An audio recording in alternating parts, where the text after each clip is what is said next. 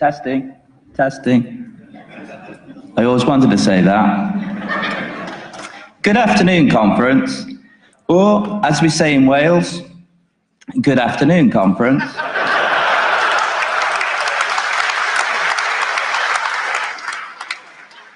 It's good to be here. It's been an interesting day so far, so hopefully that will continue. Just to introduce myself, my name is Gareth Bennett, and I'm the leader of the UKIP group in the Welsh Assembly. A couple of pertinent questions arise from this, namely, here we are in Birmingham, in the middle of England. Most of the members of UKIP are in England, so why are we interested in the Welsh Assembly? I would say largely because we are in it. We got 7 members elected in 2016. We couldn't get any MPs elected last time around. We are losing the MEPs soon, and sadly, we have lost a great many of our hard-working UKIP councillors. But the Welsh Assembly, because of the PR element, does allow us a chance to win seats and then push the UKIP message. Sometimes we can generate publicity for the party, simply because the Assembly is such a left-of-centre piece of nonsense that they tried to stop us from having our say. Some of you may remember that last December, I was banned from speaking in the chamber for an entire year by the presiding officer, that is the Speaker of the Assembly. This action was so transparently ludicrous that I was soon getting messages of support in the Welsh media and from further afield from people who were never previously aligned with UKIP at all. I should add that the ban ultimately only lasted for 4 weeks, 3 of which comprised the Christmas holidays. Now, the speech that got me banned covered the more preposterous aspects of the UK government's gender recognition bill relating to transgender rights, which my friend David Curtin was alluding to earlier.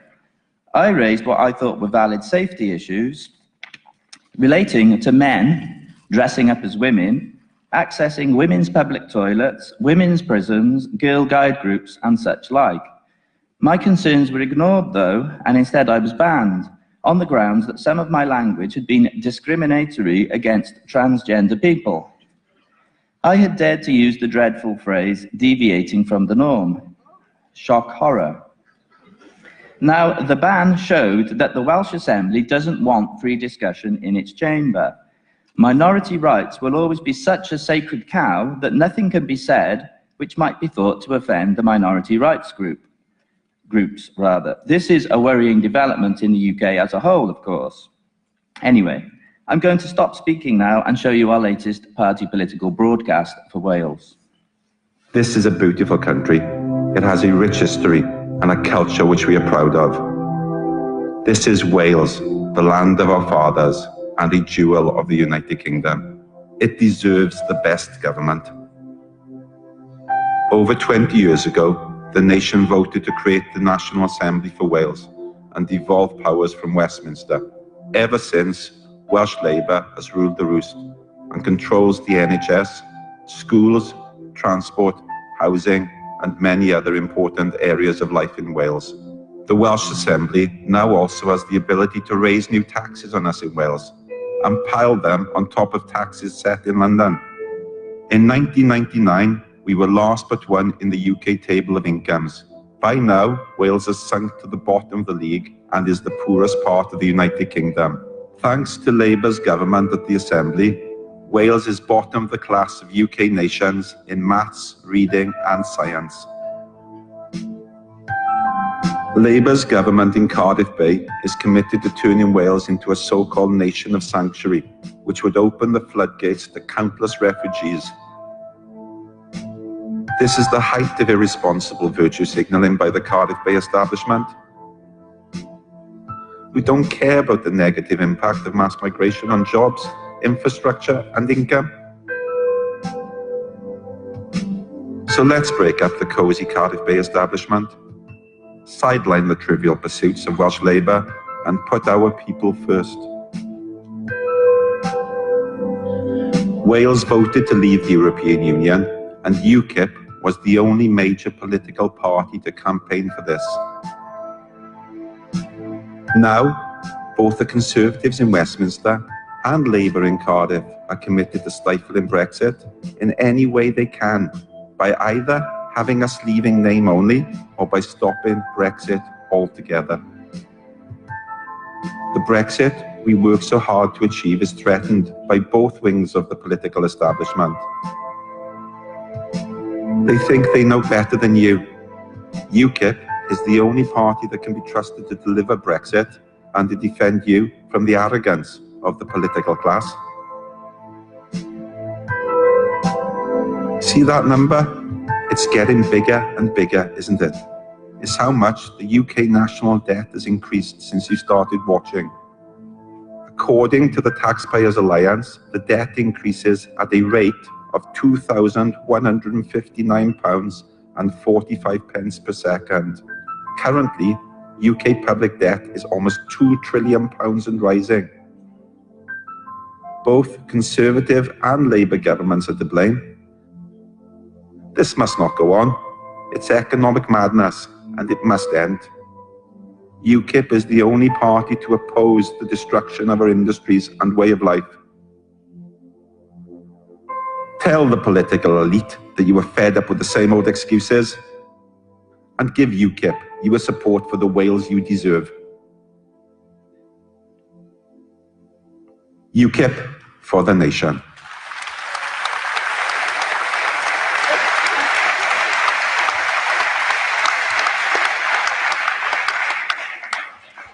Thank you. Hopefully that was an interesting watch. Now, at this point, I wanted to thank all of the good people who have helped to organise this weekend's successful conference, in particular Chris Hicks and Kirsten Herriott, although there are many others. As we heard yesterday, there are now only a bare handful of people who are actually paid UKIP party officials. So they do have a lot of work to get through. So I would also like to thank David Chalice and his team in Newton Abbot. Also due a big word of thanks are you yourselves, the party members who have come here this weekend. You are the ones who've helped to get the elected members, like me, into our positions in the first place, so thanks. We should also remember our elected NEC. There is sometimes controversy in UKIP over decisions that are made, but in my experience of NEC meetings, the NEC members nearly always make the correct decision, such as on our old friend Henry Bolton, for instance. Now, there was a debate that we could have had at today's conference over Tommy Robinson that we ended up not having. Well, that decision was not down to the NEC, which voted in favour of having that debate, because we wanted to allow you, the UKIP members, to have your say on Tommy. So I just wanted to give that vote of thanks to the NEC. Now, back to the Welsh Assembly. As you heard in the broadcast, the Assembly's performance hasn't been very good, and yet to date, UKIP's policy is supportive of the Assembly, and indeed of all the devolved assemblies of the UK. Now, why should that be? Well, because supposedly the people voted for these things. The problem is that the only vote we ever had in Wales on the existence of the Assembly was in 1997, 2 years before the Assembly actually started. So nobody knew then what its performance was going to be like. There has been a second vote since then, which was over whether or not the Assembly should get primary lawmaking powers. There was no option for people who didn't want the Assembly to exist at all. So that second ballot, for our purposes, doesn't really count. Now, this summer just gone, an interesting thing happened in Wales. Yes, really. We had an election for the leader of the UKIP group at the Assembly. I won the election, which is why I'm making this speech here today. But who won is actually not the interesting aspect. The more interesting feature is that my main policy plank was that UKIP should campaign to abolish the Welsh Assembly.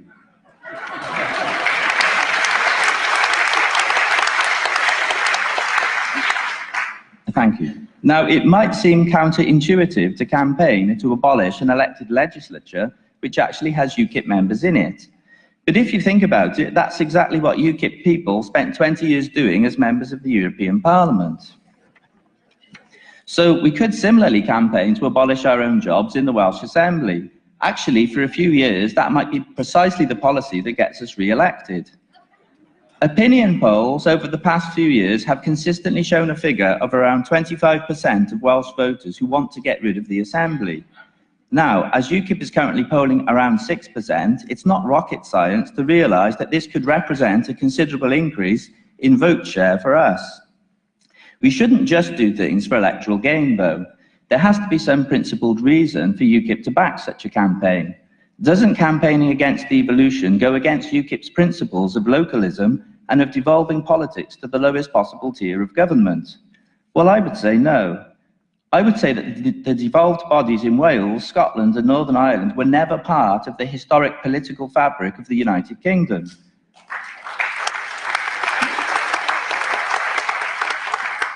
I would say that they were actually artificial creations. They were largely the invention of the European Union, which wanted to push devolved regional assemblies as part of its master plan to undermine the concept of the strong nation state.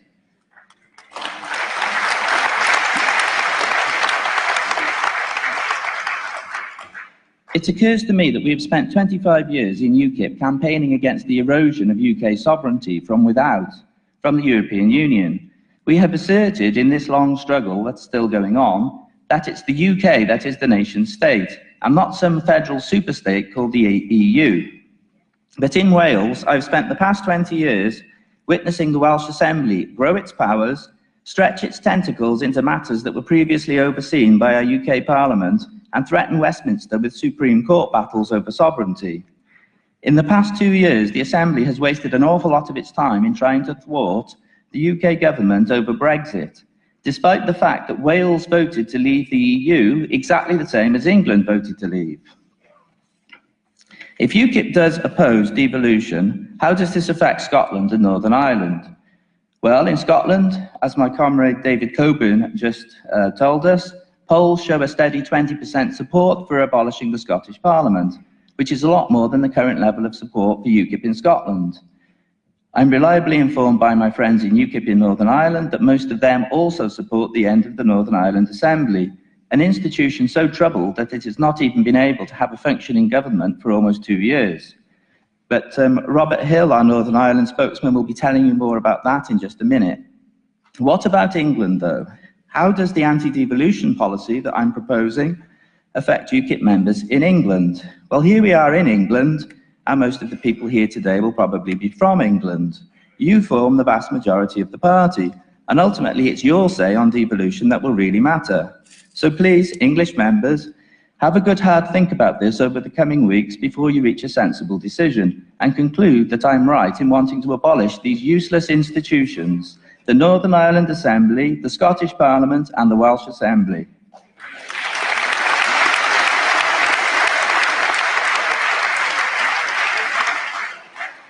After all, UKIP is a unionist party, is it not? We have to remember 3 key phrases here. One is, I'm not paying for that. Another one is UKIP for the Union.